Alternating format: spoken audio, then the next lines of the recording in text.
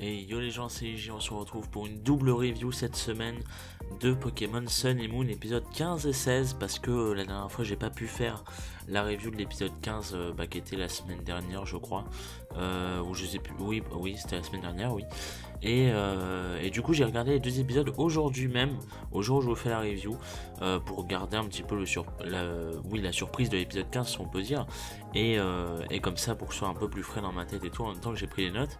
Et justement j'ai pris beaucoup de notes pour l'épisode 15, beaucoup plus que d'habitude parce que j'ai trouvé ça utile, contrairement à d'habitude où j'ai pas besoin de prendre vraiment beaucoup de notes pour expliquer les situations et tout. Là j'ai vraiment pris pas mal de notes, bon pas autant qu'Arcfly évidemment pour ceux qui suivent, mais quand même il y en a eu pas mal. Et deux épisodes qui sont vraiment très sympas, surtout en fait le 15 est très intéressant et le 16 est... le 16 est absolument inutile, mais en même temps il est très... Enfin le 16 est surtout con, c'est un épisode très très con et vraiment marrant, mais sinon bien évidemment il est pas très utile. Et l'épisode 15 est vraiment très sympa par contre. Donc au début de l'épisode 15 on a Sacha et Euform du coup qui rentrent chez eux, donc chez Euform, et en fait ils s'aperçoivent que Rokabo, donc Iwanko en japonais, ils s'aperçoivent qu'il a des blessures, des courbatures, des bleus, enfin il est pas en forme, et du coup ils se demandent tous les deux pourquoi est-ce qu'il est comme ça et tout, c'est assez bizarre, etc. Et donc voilà, tant pis, c'est la nuit, il faut se préparer pour l'école le lendemain, tout ça et tout. Et du coup le lendemain justement Sacha explique à ses amis pardon, à l'école, qu'il est en fait que du coup ils l'ont retrouvé comme ça et tout, et qu'en fait ils se parlent et tout. Je crois qu'il y a Chris qui demande c'est bizarre parce qu'il devrait pas être dans une Pokéball et tout, le Rocabot. Et du coup Sacha lui dit que en fait il a pas de Pokéball, puisqu'en fait ce n'est même pas le Pokémon de forme, en fait c'est un Pokémon sauvage qui a été recueilli, ou plutôt qui a été hébergé si on peut dire, qui a élu domicile en fait dans la maison de forme tout simplement. Mais ce n'est pas vraiment le Pokémon de forme en fait, c'est vraiment un Pokémon, en soi c'est un Pokémon sauvage en fait. Ça il faut bien le comprendre. Et du coup il se demande du coup pourquoi est-ce qu'il serait parti comme ça pour se battre. Ils en arrivent à la conclusion qu'il veut se battre en fait parce que il est couvert de bleu et tout, et t'as pas ça comme ça, ou alors il se fait battre, parce que t'as pas ça comme ça en allant chercher des baies ou des trucs comme ça bien évidemment. Et en fait à ce moment là il y a le Rotom Dex, donc le Modisme Dex, qui en fait explique qu'au moment d'évoluer apparemment, Rocabot deviendrait plus agressif et indépendant. Et donc du coup ça pourrait expliquer ce changement de comportement assez soudain, de la part du Pokémon en fait. Et donc voilà, donc ils en arrivent bien évidemment à la conclusion qu'il devrait pas tarder à évoluer, et que c'est pour ça peut-être qu'il veut devenir plus fort pour tout simplement pour évoluer, parce qu'il en a envie tout simplement et tout. Voilà, donc ensuite Forb plus tard dans l'épisode, il installe des caméras en fait partout chez lui afin d'observer son comportement en fait à Rocabot. Et du coup il s'aperçoit effectivement que il sort en cachette. Et du coup il le voit sortir, bien évidemment il n'y a pas de caméra dehors et tout, donc il le voit sortir, et quelques heures plus tard il revient et il est couvert de blessures encore une fois, il est épuisé et tout, donc voilà, donc on se demande un petit peu pourquoi et tout. Et en fait il a une strat forme, il lui donne une peluche qui ressemble d'ailleurs à l'attaque clonage. C'est assez stylé comme petit clin d'œil. Et donc il lui donne une peluche pour jouer tout simplement pendant que eux sont absents et tout. Et donc en fait ils disent que ils partent et tout dehors, etc. Mais en fait ils partent dehors pour l'observer. C'est-à-dire qu'en fait ils se planquent devant la maison avec un petit buisson, et ils ont une espèce on va appeler ça une tablette qui permet de voir en fait les caméras qui sont depuis la maison. Donc comme ça on peut voir le comportement de Rocabot depuis la maison, et comme ça si jamais il s'enfuit, et ils peuvent le suivre. Voilà les vraies strats.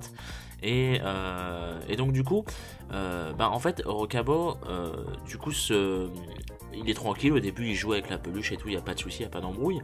Et au bout d'un moment il se met à attaquer complètement la peluche, mais genre il devient enragé, il devient fou et tout, et on ne comprend pas pourquoi. Et en fait il s'aperçoit qu'il est observé avec les caméras, et du coup il décide de s'enfuir de la maison, sûrement pour pas qu'on le grille tout simplement en plein fait. Et sur le coup il le voit sortir, donc il décide de le suivre bien évidemment. Et en fait ils arrivent à une espèce de truc assez bizarre, c'est une espèce de sorte de camp d'entraînement si on peut dire, qui est dans une montagne, en tout cas ça va ressembler à une montagne, et ça ressemble beaucoup à je sais plus comment ça s'appelle dans le jeu là, c'est Bah, c'est le lieu où on trouve Rocabot dans Soleil et Lune, je sais plus du tout comment ça s'appelle.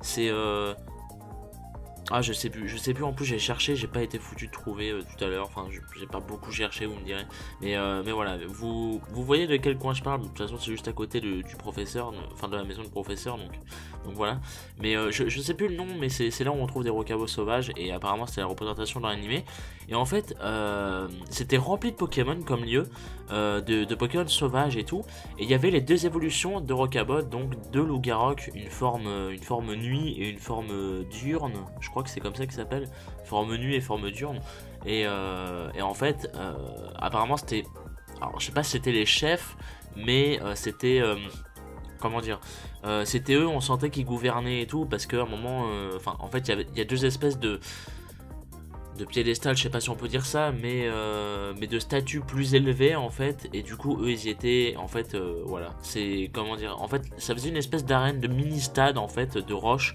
et les Pokémon étaient dedans, et en fait les deux Loup-Garok étaient sur des espèces de, au sommet en fait, en gros si on veut, et donc du coup voilà, c'est pour ça que je suis parti de cette impression là. Et donc en fait les deux Loup-Garok s'affrontent devant les autres, qui prennent ça comme une sorte de spectacle, comme si c'était un match de catch en fait, vous voyez un peu. Et en fait du coup tout le monde est enthousiaste et tout le monde dit vas-y, tout ça, enfin bref la base. Et en fait à un moment je sais pas, alors je sais plus comment, j'ai pas noté, mais il y a un Magmar en fait qui attaque les autres Pokés, comme ça, hein, c'est vraiment, c'est pas méchamment, mais c'est juste comme ça. Et du coup il attaque les autres Pokés, et donc il affronte Rocabot ensuite, qui l'élimine assez rapidement, hein. Franchement Rocabot a pas fait long feu et tout, il s'est fait assez laminer, il faut se le dire. Et donc du coup en fait Forb constate qu'ils ne s'affrontent pas vraiment, ils ne font que s'entraîner en fait. C'est vraiment, enfin c'est pas vraiment un affrontement, c'est vraiment de l'entraînement entre eux, c'est une sorte d'entraînement en fait. Et je trouve ça vachement stylé de voir ça dans l'animé. Et en fait du coup Forb dit que bah, vu que c'est un espèce de, on va pas dire que c'est un rituel, mais c'est vraiment une sorte d'entraînement entre eux, c'est un truc vraiment qui est réservé entre eux. Il pense, Forb, que les dresseurs du coup n'ont pas de mots à dire, et donc n'ont pas le droit d'intervenir, parce qu'en fait on voyait Rocabot se faire absolument laminer de partout et tout, et du coup Sacha avait qu'une envie, c'était d'intervenir pour aller le sauver, mais du coup Forb l'en empêchait, et voilà. Et donc en fait après ça, donc il y a Rocabot qui retourne un peu vers la maison et tout, sur le chemin de la maison et tout, et il y a Sacha et du coup Forb qui le retrouvent bah, en plein sur le chemin de la maison justement, et du coup ils se mettent, enfin Sacha, comment dire, a une espèce de motivation, et il dit que maintenant c'est lui qui l'entraînera plutôt que de se blesser inutilement comme ça et tout. Maintenant c'est Sacha qui compte l'entraîner, et donc du coup il s'entraîne en fait avec Kiawe et son Boumata.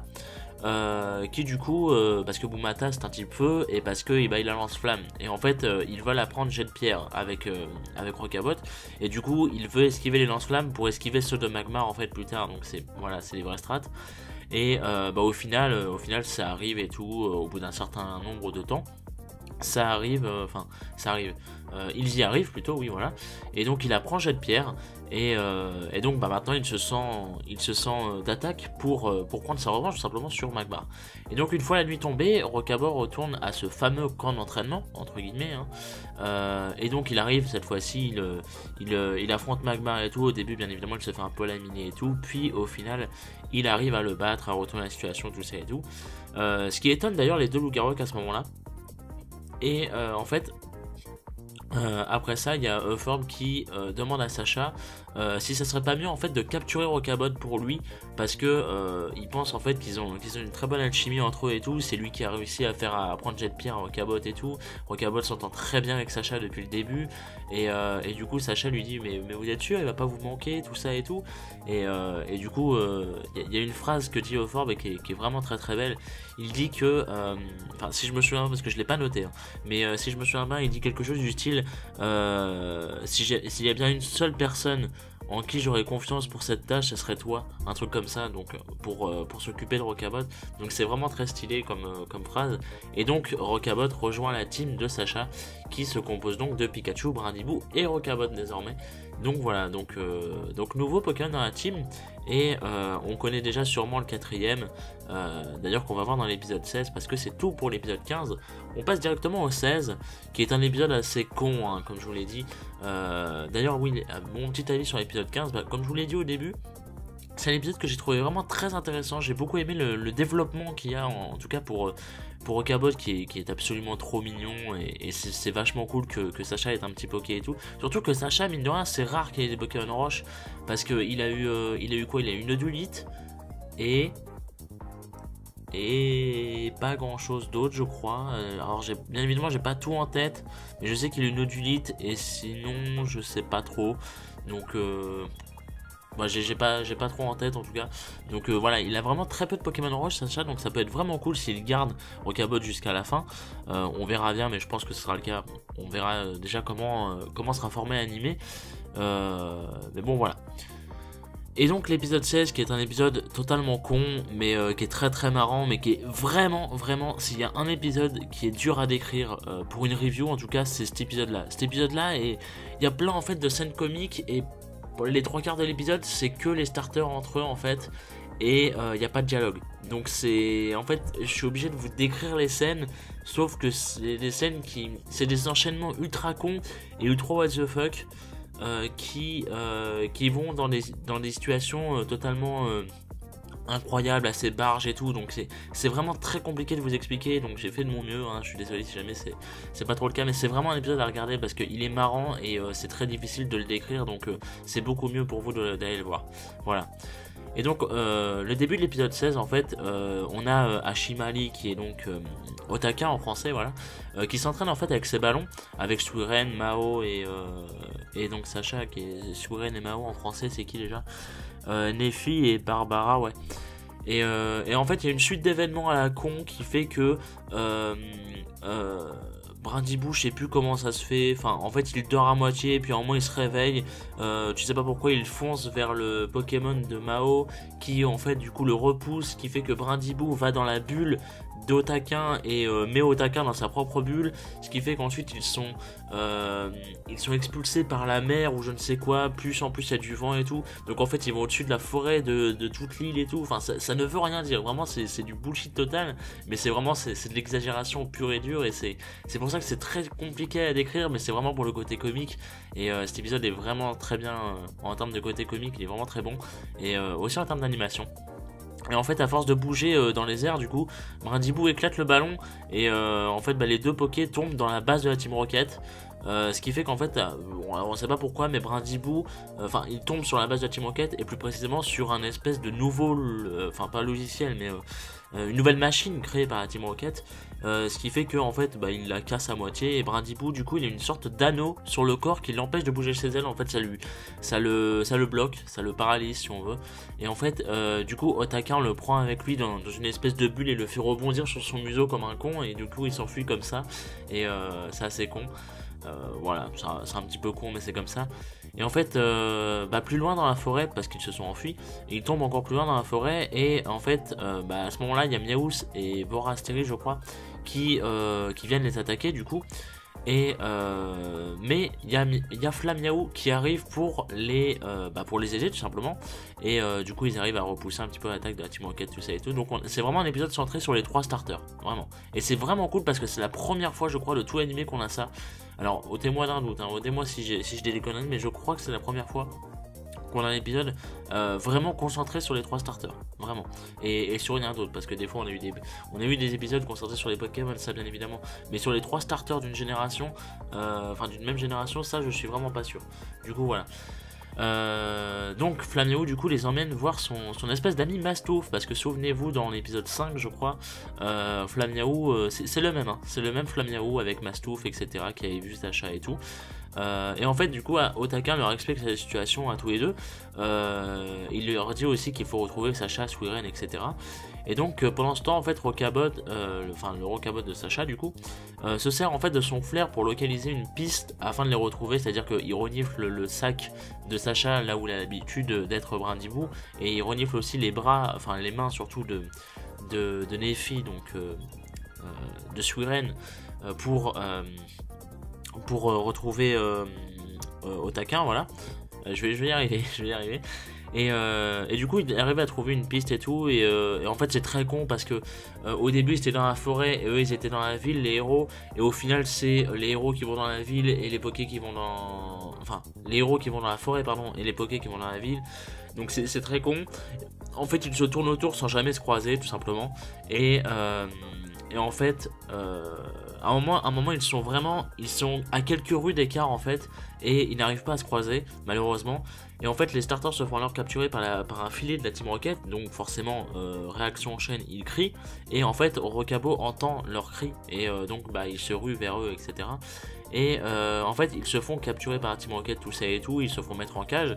Et alors, vu que l'épisode est sorti en RAW et pas en sub, je ne sais pas ce qui s'est passé, mais Flammiaou a fait quelque chose d'assez étrange. En fait, il aurait apparemment parlé avec la Team Rocket, il aurait dit quelque chose d'assez émotif, parce que ça a fait pleurer Miaous, Culbutoke et même Vorasteri.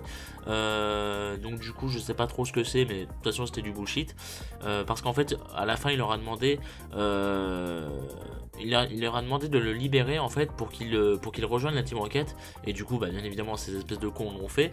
Et bien évidemment les 3 starters du coup se mettent à les attaquer. En plus en faisant des attaques combinées et tout, c'est vachement stylé comme combinaison. Et du coup bah, ils arrivent à éliminer tous les 3 la Team Rocket qui, pour la première fois à Alola, s'envole vers d'autres cieux. C'est la première fois en 16 épisodes. Ça arrivera assez rarement je pense, mais c'est la première fois qu'ils s'envolent vers d'autres cieux. Parce qu'en fait ils sont partis de leur tanière sans avoir réveillé Chelours. Et du coup bah, on présume qu'il est toujours en train de dormir. Et donc voilà, donc c'est la première fois à Lola, et du coup c'est assez cool. Et en plus même eux ils le disent en fait quand ils sortent vers d'autres cieux, ils sont là, ah mais c'est notre première fois, excellent. Du coup voilà, c'est vraiment un épisode fait pour le comique, et c'est vraiment bien fait je trouve. Et donc les héros arrivent bien évidemment juste après, et ils récupèrent du coup leur starter pour Nefi et pour Sacha. Tandis que Flammiaou en fait recroise Sacha du coup, enfin, il se prépare à s'enfuir, mais du coup il croise le regard de Sacha. Et en fait lui du coup, donc Sacha, Brindibou et Otaquin le remercie pour son aide pour cette journée en fait tout simplement. Et il s'enfuit du coup après que Sacha lui ait demandé si Mastou va bien en fait. C'est à dire que Sacha en fait du coup a reconnu que c'était bien évidemment le même Flammiaou que la dernière fois. Et donc il lui a demandé tiens au fait est-ce que Mastou va bien, enfin est-ce qu'il va mieux, etc. Et sur le coup on sait pas pourquoi, mais du coup Flammiaou il s'est barré. Il a pas apprécié la question, il arrache quitte, et du coup voilà. Voilà. Et c'est comme ça que l'épisode se termine. Et du coup c'est pour ça que je vous disais que, à mon avis, on connaît déjà le 4e membre. Ou alors c'est peut-être pas sûr que ce soit le 4e membre, mais on est certain, enfin maintenant c'est cramé. Déjà on avait un doute avec l'épisode 5, mais maintenant c'est certain. Flammiaou fera partie de l'équipe de Sacha. Peut-être avant la fin de la saison 1, peut-être pas, on verra bien. On sait même pas combien d'épisodes fera la saison 1. En tout cas voilà. Donc c'est tout pour l'épisode 16, qui est un épisode vraiment très cool. Et donc la preview nous montre du coup que Sacha dans l'épisode 17 aurait apparemment perdu un Crystal Z. Et donc ils vont tout mettre en œuvre pour tout simplement le retrouver. Voilà, on n'a pas trop d'informations dessus. On sait juste qu'il a apparemment perdu un Crystal Z, et que bah voilà, tout le monde va partir un peu à la recherche du truc, et Kiawe va engueuler Sacha parce que bah il est responsable tout simplement. Mais voilà, on n'en sait pas trop plus sur l'épisode, à voir si ce sera intéressant ou pas. Bon, on verra bien ça la semaine prochaine. Et aussi on a eu des infos sur le film 20. Sur le film 20, donc Pokémon Je te choisis en japonais. Enfin Kimi ni Kimeta. Mais du coup en français qui serait... alors rien n'est confirmé, hein, mais qui d'après plusieurs rumeurs pourrait être potentiellement renommé Pokémon le film Le Départ. Donc comme le premier épisode, on a des infos du coup qui nous montrent que alors rien n'est dit, je sais déjà qu'il y en a qui ont gueulé pour ça, c'est pour ça que je préfère le dire. Rien n'est dit, mais on aurait, enfin apparemment ça serait le premier épisode de Pokémon remasterisé. En 1h30 c'est pas possible, mais en fait dans le trailer qu'on a vu, on voyait que des scènes du premier épisode remasterisées. Déjà c'est magnifique, ça, il faut se le dire, c'est magnifique, c'est sublime, le chara design et tout, c'est beaucoup trop beau, franchement c'est beaucoup trop beau. Avec OO en plus, c'est un film que j'attends mais énormément. Franchement j'ai pas été hypé comme ça pour un film de Pokémon depuis je crois que c'était depuis Zero Arc la dernière fois, donc pour vous dire c'était il y a 7 ans.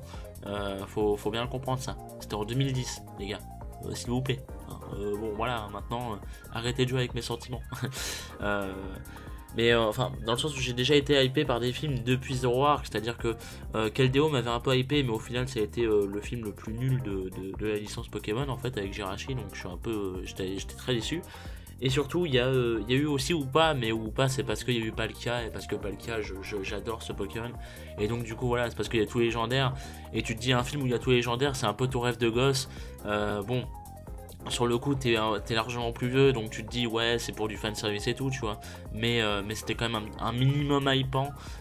Donc voilà, mais là vraiment c'est vraiment l'histoire qui me hype là pour le coup, et vraiment pas le fanservice et tout, dans le sens où le fanservice fait très plaisir. Pourtant vous savez que moi je suis quelqu'un qui je suis vraiment pas fan de tout ce qui est fanservice et tout, surtout des premières générations pour Yu-Gi-Oh, Pokémon et tout. Je suis vraiment, j'aime pas ça en général, mais là franchement je peux rien faire d'autre que de aimer, enfin que d'aimer, oui plutôt. Et je sais pas, je trouve ça trop beau, et vraiment l'histoire m'a l'air vraiment bonne. Et le truc que j'aime pas trop, c'est que j'ai vu des gens en fait dire que ouais, ça va être le premier épisode en remasterisé et tout, donc ça va être de la merde et tout. Mais les mecs, on a vu qu'1 minute 30 de trailer. Donc ne parlez pas, parce que ça se trouve ils ont fait exprès de mettre que des images remastered pour justement enfin remastered pour justement ne pas en dévoiler plus, ou pour mettre la hype pour les nostalfags ou des trucs comme ça. Enfin, il y a plein de raisons du coup, et on connaît rien du film encore, donc c'est pas, je sais pas, enfin c'est pour ça que je comprenais pas les gens qui réagissaient comme ça direct cette nuit vis-à-vis du trailer, mais bon, voilà. En tout cas moi je suis grave hypé. Et puis voilà, j'attends vraiment beaucoup de ce film. Enfin, peut-être que je mets la barre trop, mais franchement c'est un film que j'attends énormément. Et à chaque fois qu'il y a des infos dessus, je suis là, j'ai envie de voir, et puis voilà, je suis pressé. Donc en tout cas merci à tous d'avoir regardé cette double review du coup, avec des petites infos sur le film 20. Dites-moi franchement si le film 20 vous intéresse, ça pourrait être sympa. Peut-être comment dire, si vous avez vu le trailer, qu'est-ce que vous attendez, qu'est-ce que vous pensez qui va se passer dans le film 20 peut-être et tout. Et sinon bah, bien évidemment n'hésitez pas à me dire votre avis sur l'épisode 15 et ou le 16. Puis mais voilà, bien évidemment vous n'êtes pas obligé, mais ça serait cool que j'ai votre avis. En tout cas, moi je vous laisse. Rendez-vous samedi prochain pour une autre review de Pokémon, épisode 17 de Sun et Moon, et sinon mercredi prochain, pardon, pour du coup R5 145 déjà, putain. Donc voilà. Donc merci beaucoup à vous, et puis bah rendez-vous à la prochaine. Des bisous.